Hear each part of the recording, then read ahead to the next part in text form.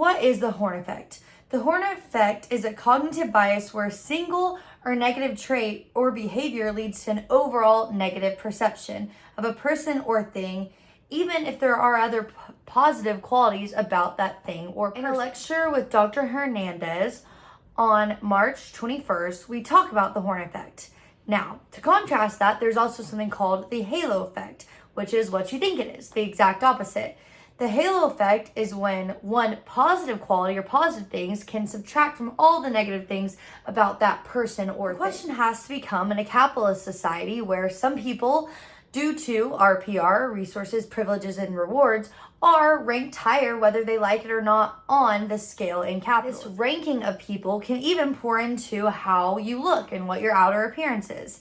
So should we provide benefits for those that are unattractive, short, or a lot goes into stereotypes. A stereotype is widely but fixed and oversimplified image or idea of a particular person or thing. You don't know the background. A lot of it's pretty superficial. In society, if you are seen as short, obese, or unattractive, there's a lot of stereotypes that fall through that. A lot of people, when they think of someone that's obese, things associated with that person are a person that is lazy, smelly, dumb, clumsy, and unhygienic. And it goes the exact opposite too.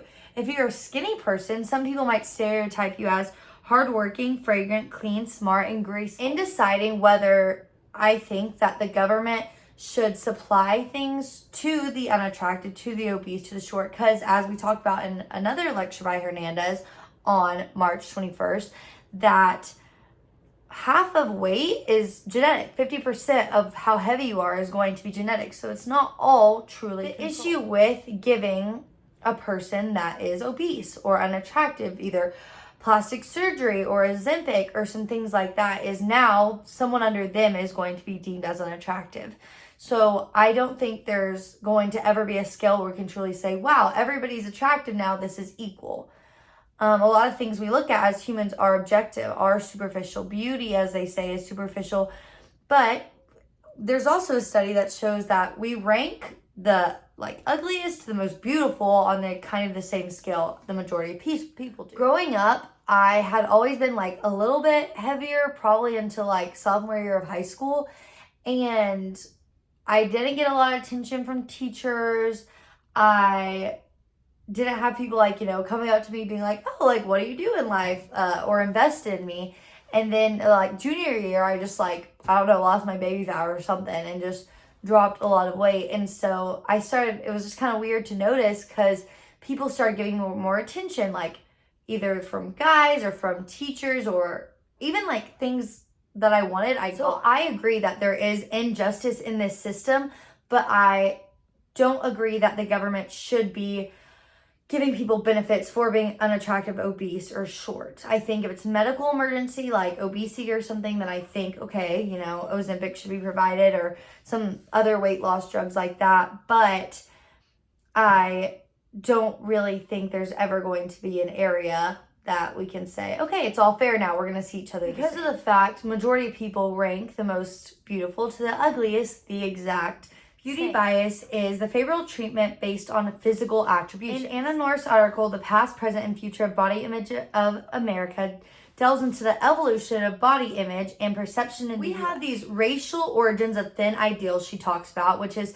the preference for thinliness in America has roots tracing back to the European slave trade, where racial bias began associating fatness and negative. And as we know, history repeats itself and history seeps into the culture that we live in today. And the reason that aging is so terrifying in movies and TV by The Take, the 3 reasons it talks about are fear of morality and physical decline, loss of identity and autonomy, societal obsession with youth and beauty. And we know that a lot of that is shown through the media. In the year 2021, 2022, the media started pouring out the idea of body image and accepting, whatever body and shape and size you were. On the flip side of that, Ozempic became really popular. Ozempic was originally a drug to help type 2 diabetes. In the article, Ozempic, What's the Truth Behind the Hype? Ozempic gained popularity for weight loss despite being a diabetes drug. And now we see celebrities, influencers reportedly use it off-label for rapid weight loss. The issue is that Ozempic is really expensive.